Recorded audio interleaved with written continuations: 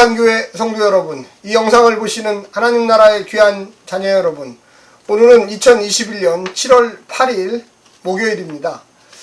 성도들 가운데 보면 다 행복하고 평안하고 기쁘면 참 좋은데, 제가 신방도 해보고 상담도 해보면 성도들 가운데도 오랜 시간 예수님을 믿었지만 아직도 불안정하고 또 다툼, 시기, 정욕 이런 가운데 빠져서 좋은 신앙생활을 하지 못하는 경우를 종종 발견하게 됩니다. 그런 분들에게 제가 여러 가지 권면을 하는데, 특히 오늘 이 본문을 권면을 합니다. 우리 주님을 따르는 백성들은 이 땅에 살지만 하나님 나라를 또한 추구합니다. 역으로 또한 얘기하면 하나님 나라를 추구하지만 이 땅에서 살아야 되는 이 육신의 한계에 직면하게 되어 있습니다. 그래서 이 명확한 구분이 없어지는 경우가 많고요. 일상화된 어떤 삶 속에서 입으로는 하나님을 말하고 찬양도 하고 나름대로 교회에 와 있는데도 항상 이 두 마음, 세상에 속한 삶 또한 하나님 나라를 열망하는 그 삶 속에 항상 어떤 한쪽에 치우쳐서 살다 보니까 평안한 마음을 잃어버리는 경우가 종종 있습니다.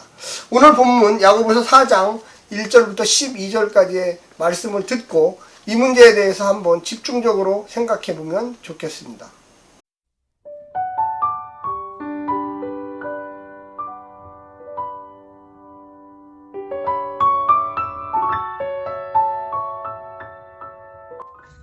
야고보서 4장. 너희 중에 싸움이 어디로부터 다툼이 어디로부터 나느냐?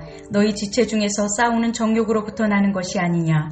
너희는 욕심을 내어도 얻지 못하여 살인하며 시기하여도 능히 취하지 못하므로 다투고 싸우는도다. 너희가 얻지 못함은 구하지 아니하기 때문이요 구하여도 받지 못함은 정욕으로 쓰려고 잘못 구하기 때문이라. 가늠한 여인들아, 세상과 벗된 것이 하나님과 원수됨을 알지 못하느냐? 그런즉 누구든지 세상과 벗이되고자 하는 자는 스스로 하나님과 원수되는 것이니라. 너희는 하나님이 우리 속에 거하게 하신 성령이 시기하기까지 사모한다 하신 말씀을 헛된 줄로 생각하느냐? 그러나 더욱 큰 은혜를 주시나니 그러므로 일렀으되 하나님이 교만한 자를 물리치시고 겸손한 자에게 은혜를 주신다 하였느니라. 그런즉 너희는 하나님께 복종할지어다. 마귀를 대적하라. 그리하면 너희를 피하리라. 하나님을 가까이 하라. 그리하면 너희를 가까이 하시리라. 죄인들아, 손을 깨끗이 하라. 두 마음을 품은 자들아, 마음을 성결하게 하라. 슬퍼하며 애통하며 울지어다. 너희 웃음을 애통으로, 너희 즐거움을 근심으로 바꿀지어다. 주 앞에서 낮추라. 그리하면 주께서 너희를 높이시리라. 형제들아, 서로 비방하지 말라. 형제를 비방하는 자나 형제를 판단하는 자는 곧 율법을 비방하고 율법을 판단하는 것이라. 내가 만일 율법을 판단하면 율법의 준행자가 아니요 재판관이로다. 입법자와 재판관은 오직 한 분이시니 능히 구원하시기도 하시며 멸하기도 하시느니라. 너는 누구이기에 이웃을 판단하느냐?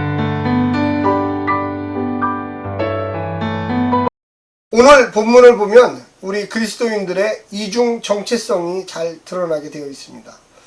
신앙생활을 굉장히 오래 하고 몇 대 가문에 걸쳐서 몇 대조에 걸쳐서 예수를 믿고 교회에 와 있는데 항상 얼굴을 보면 평안이 없어요. 찌그러져 있고요. 뭔가 불평과 불만이 넘칩니다. 또 그분 주변에 이렇게 계신 분들을 보면 항상 이 불만이 있어요. 그래서 왜 그런 생각을 가졌습니까? 이렇게 물어보면 뭐 대답은 또 잘 못해요. 목사님 기도도 많이 하고 교회도 열심히 나오고 이렇게 헌금도 하고 봉사도 하는데 왜 제 마음에는 평안이 없을까요? 오늘 본문에 뭐라고 이야기하고 있습니까? 다툼이죠, 다툼. 어떤 다툼?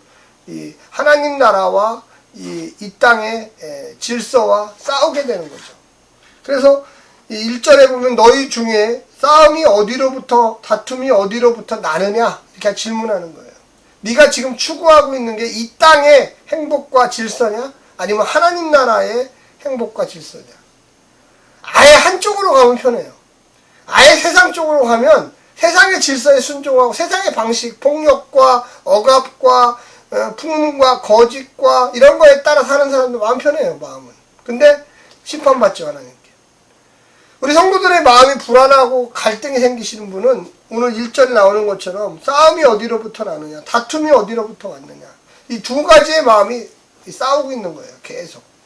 하늘의 지혜와 땅의 지혜가 싸우고 있는 거예요. 두 개 다를 꽉 쥐면서 포기를 못하는 거예요. 그래서 항상 이것이 공격했다, 세상 것이 공격했다, 하나님 나라의 것이 공격했다, 마음이 늘 불안해요. 형제를 비방하지 말라. 우리의 삶 속에 늘 똑같은 일이 생기는 거죠. 그래서 거기 보면 1절에도 너희 지체 중에서 싸우는 정욕으로부터 나는 것이 아니야. 싸우는 정욕, 싸우는 이 가슴 속에서 하나님 나라의 것과 이 땅의 것이 싸웁니다. 우리 성도들은 너무나 당연히 이 땅에 가서 포기해야 돼요. 그럼 마음 편해요. 아, 내가 하나님 나라를 향해 가지. 좀 고난을 받아도 기뻐. 나는 주님 나라를 위해서 하는. 근데 포기를 못해요. 그냥 꽉 부여잡고 내가 교회는 다녀도 이것만은 포기 못한다고. 그래서 항상 마음이 불안하죠. 항상 어딘가 모르게 막 싸우고 있어요. 짜증이 나요. 그렇잖아요. 두 마음이 싸우고 있는데 어떻게 기쁘게 되겠습니까? 성도와 교회의 모든 문제는 하나님 나라에 속하지만 반역의 세상 속에 살고 있는 성도의 이중 정체성과 관련이 있습니다. 신자는 예수를 통해 하나님 나라에서 새 언약과 관계 안에 있지만 여전히 변치 않는 개인과 세상을 경험하고 살고 있습니다. 주변에 보면 교회는 다니는데 다 세상 사람들, 세상의 방식에 익숙한 사람들에게 노예처럼 잡혀 있어요. 사탄의 영향력이 여전히 존재합니다. 이 때문에 하나님의 사랑과 이웃사랑이란 하나님의 뜻보다 세상을 쫓아 자기를 우선시하며 살 가능성이 상존합니다. 그런 성도를 제가 만나 상담해보면 다 세상권 얘기예요. 내가 어떻게 전도했습니다. 내가 누구를 위해서 기도하고 있습니다. 어떤 선교사님을 제가 어떻게 도울지 생각하고 있어요. 이런 말 한마디도 없어요. 돈 많이 벌게 해주세요. 내 자식 잘 되게 해주세요. 안 아프게 해주세요.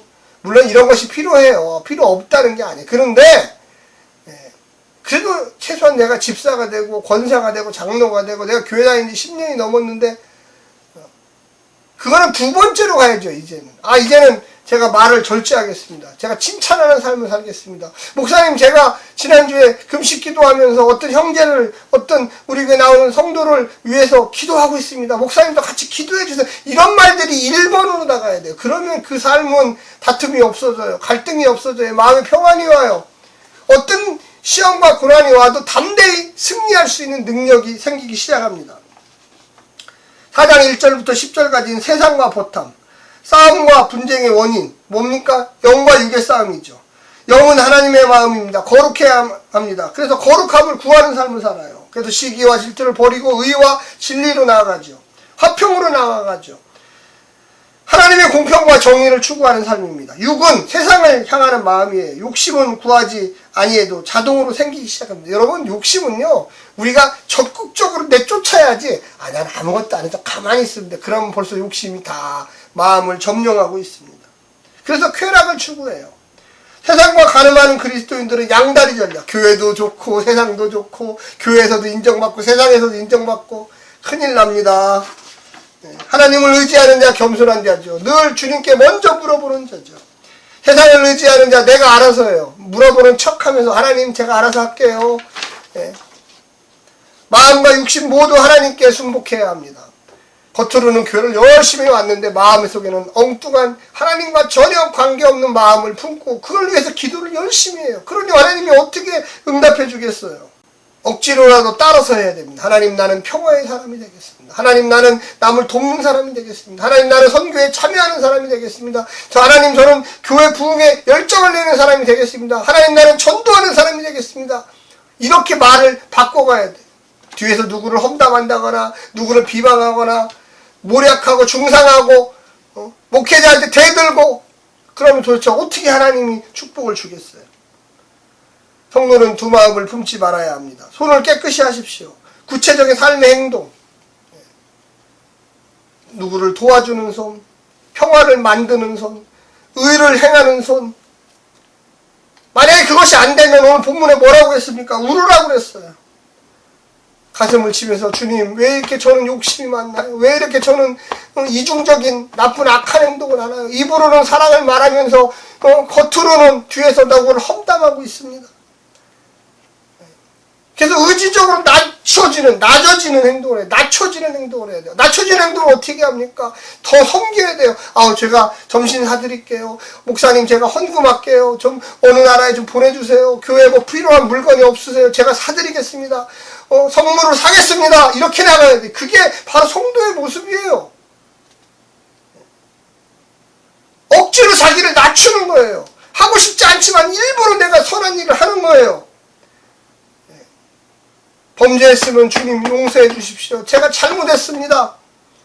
육신이 기뻐하는 일, 세상으로 좋은 것 먹고, 그래서 어떤 분들 만나면 목사님 어디 가면 맛있는 거 있어요. 어디 가면 재밌어요. 그거 타보세요. 어디 가면 뭐 여행 가보세요. 물론 그게 나쁘다라는 게 아니에요. 그건 중립적인 거예요. 그런데 더 우선순위가 있잖아요. 선교합시다. 전도합시다. 복음을 전합시다. 이게 우선순위 아닐까요? 4장 11절부터 12절 서로 비방하지 말라. 여러분 비방하지 마십시오. 그 비방하는 입으로 하나님이 기뻐하시지 않아요. 기도하십시오. 찬송하십시오. 남을 칭찬하십시오. 부족한 것이 발견되면 기도하세요.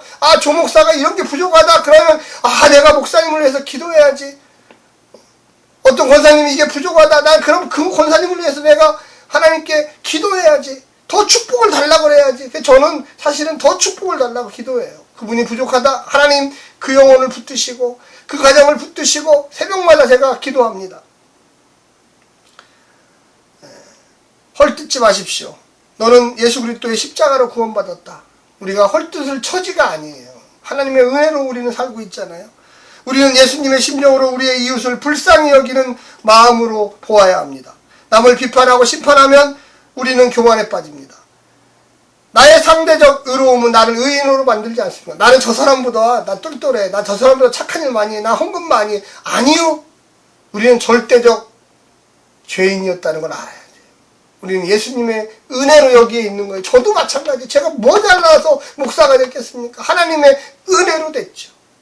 오직 주님의 은혜로 우리는 의인이 된 것입니다. 성도들이 세상에서 힘이 없는 이유는 두 가지 마음을 통하여 이중적 삶을 살고 맨날 싸우는 거예요. 선한 마음, 악한 마음, 하나님 나라의 마음, 이 땅의 마음, 참지의 마음, 거짓지의 마음, 인정받고 싶은 마음, 섬기고 싶은 마음, 막 이것이 왔다리 갔다리. 육신적인 것은 가급적이면 포기하십시오. 완전히 포기하지는 못해요. 그러나 절제하십시오. 내 힘과 에너지와 정열과 재정을 하나님 나라를 위해 사용하겠다 결심하십시오. 이것이 중요합니다. 억지로라도 찬양하시고 억지로라도 나를 핍박하는 자를 위해서 기도하시고 나를 험담하는 자를 위해서 기도하시고 그럼요, 그 놀라운 일들이 일어나요. 그 가정이 변하기 시작하고 하나님이 축복해 주시고 그가 평생의 기도 제목들이 이렇게 빨리 해결되다니 하는 그 놀라운 일들이 나타나기 시작합니다. 다툼을 일으키는 정욕을 쫓아내야 됩니다. 세상이 벗이되는 정욕을 밀어내야 됩니다. 가만히 있으면 어느 날 갑자기 내 마음속에 세상적인 거 다툼의 요소들이 꽉 차 있어요.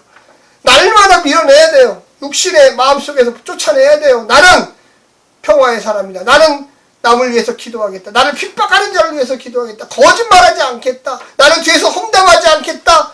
나는 찬양하겠다. 나는 주의 일을 하겠다. 나는 선교사를 후원하겠다. 기도하겠다. 이게 반복적으로 계속돼야지만 변화의 삶이 살고 기쁨의 삶이 살고 평화의 삶이 살고 날마다 주와 동행하는 놀라운 능력의 삶을 삽니다. 그래서 비방하지 마십시오. 절대 비방하지 마십시오. 그 비방이 하나님이 듣고 계신다는 걸 알아야 돼요. 꼭 기억하시고 하나님의 놀라운 축복이 오늘 하루도 함께 하시기를 간절히 부탁합니다. 샬롬.